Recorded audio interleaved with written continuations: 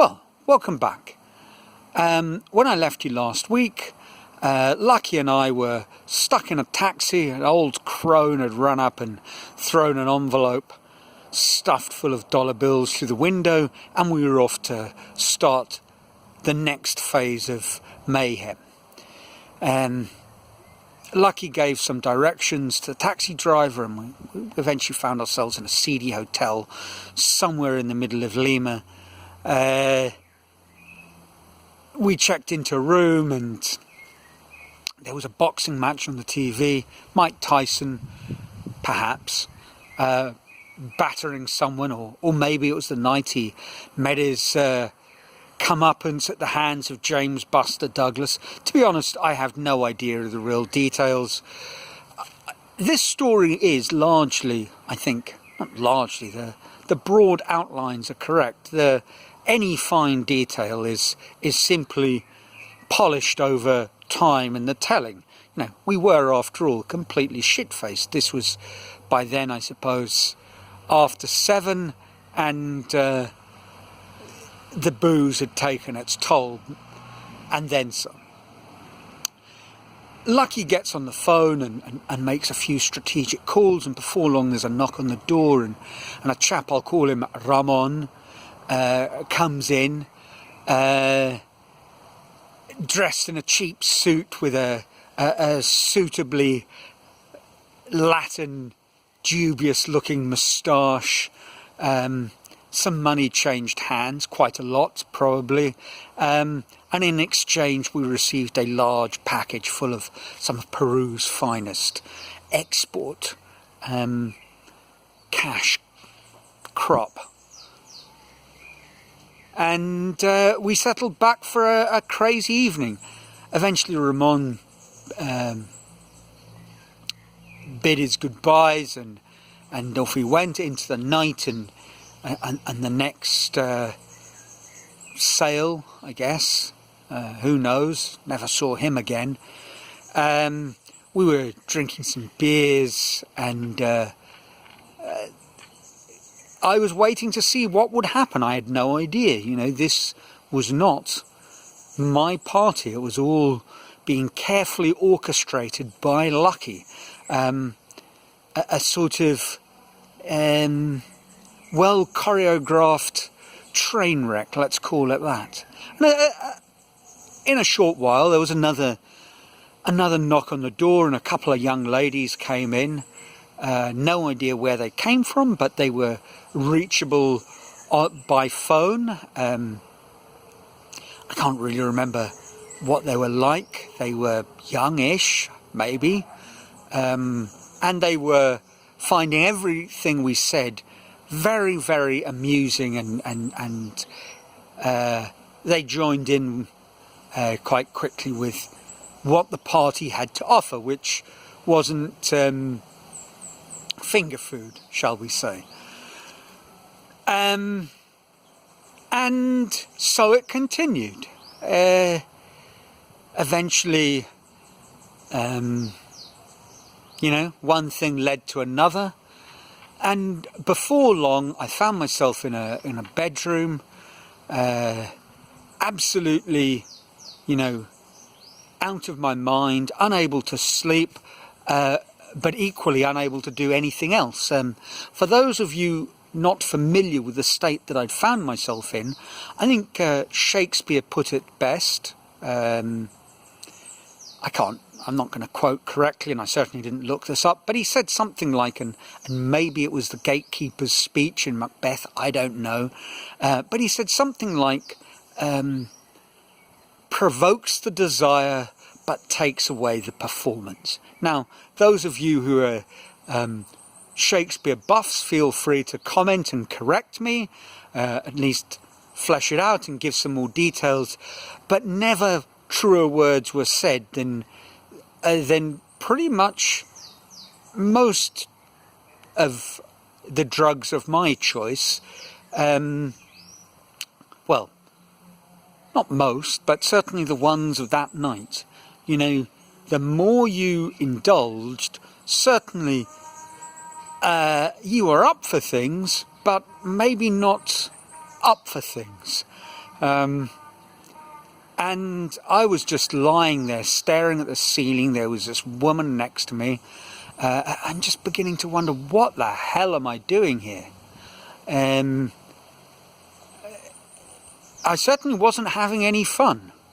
And if truth be told, had I really been having any fun at all since I'd left the bullfight? And how much fun had I been having the last hour or so when I was at the bullfight?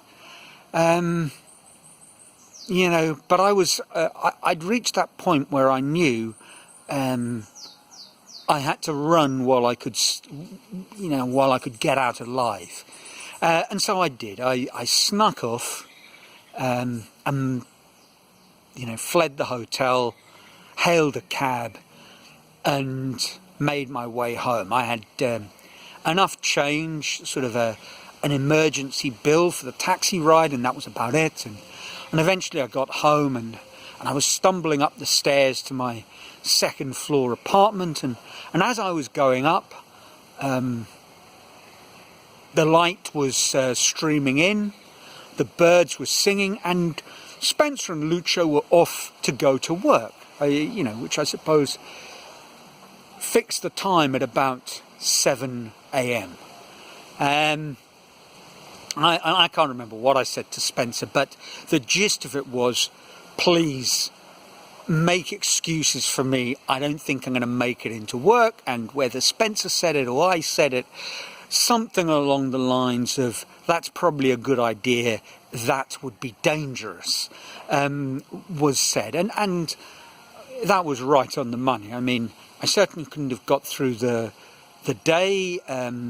You might have a bad hangover and cover up as best you can, although the fact that everyone from your headmaster to some of your favourite students would be offering you breath mints, but you could sometimes cover up for a heavy night at the pub. But this sort of evening of biblical proportions, well,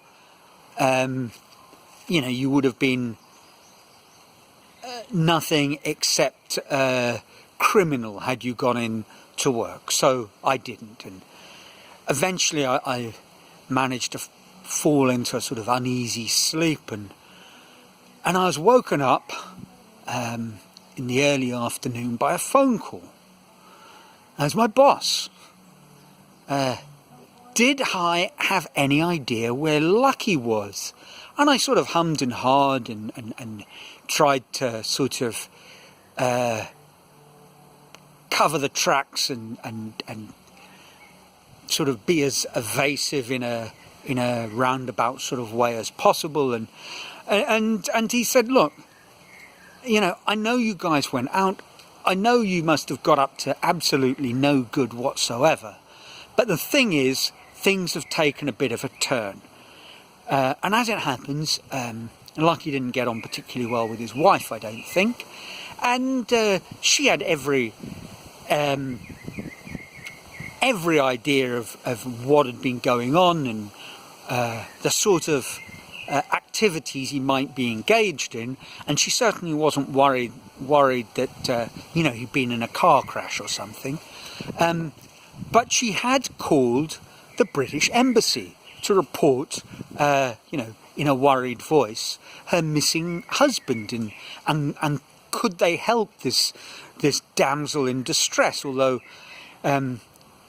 if his descriptions were anything to go by, she was no damsel, and the British consul or embassy had got in touch with my boss, and after some investigations they knew I'd been with him, and of course I did know where he was, and amazingly I could remember the name of the hotel, and I'm pretty confident it was the Queen's Hotel, a dubious establishment just off Javier Prado in Lima. That did probably more passing trade than business visits or family holidays. So eventually he was located, and that was it, really. And I was thinking about this, because you might be wondering, okay, well, actually it's not a funny story at all. It's just a little sleazy, a tawdry tale with a couple of tarts and you and your friend Lucky doing things that you shouldn't have been doing. And that's the truth. That's all it was. But I thought about it when I was watching, and excuse the sort of flapping hands right now. It's the rainy season is upon us, and that means all manner of little midges are dive bombing me. We've had a bit of rain. So these little head twitchers are not some kind of recovered addict tick. No, they're just the midges. Anyway, the Tiger King, and what does that have to do with the story? Well, it strikes me that, I'm probably not the only person drawn to sort of situations that, with just a moment's thought, it's obvious are fraught with the possibilities of not coming to a good end. And in the Tiger King, the various characters who find themselves sucked into the world of these tiger breeders, trainer ne'er-do-wells, and all the sort of ancillary activities, the drink and drug taking, and the rest. I think they go there from a pretty low place. But I was thinking, what was my excuse? I mean, sure, living a party lifestyle is one thing, but this went well beyond just a normal party. It was, frankly, a little degrading. And why was I there? Well, obviously one reason was, I was out of my mind, quite literally, unable to make good decisions. And I suppose I just went along with a crowd, and Lucky you could describe as a crowd rolled into one, a wrecking crew. And was I so malleable? I certainly didn't have to be dragged kicking and screaming. I was looking forward to stories, to adventure. I guess, in a way, that's what I had in common with a lot of the characters in the Tiger King. I was looking for an escape. I was looking for an adventure. Something that went beyond the sort of day-to-day, slightly humdrum reality of normal life. And in that regard, I think I'm like probably most people, everybody. Just that, I'd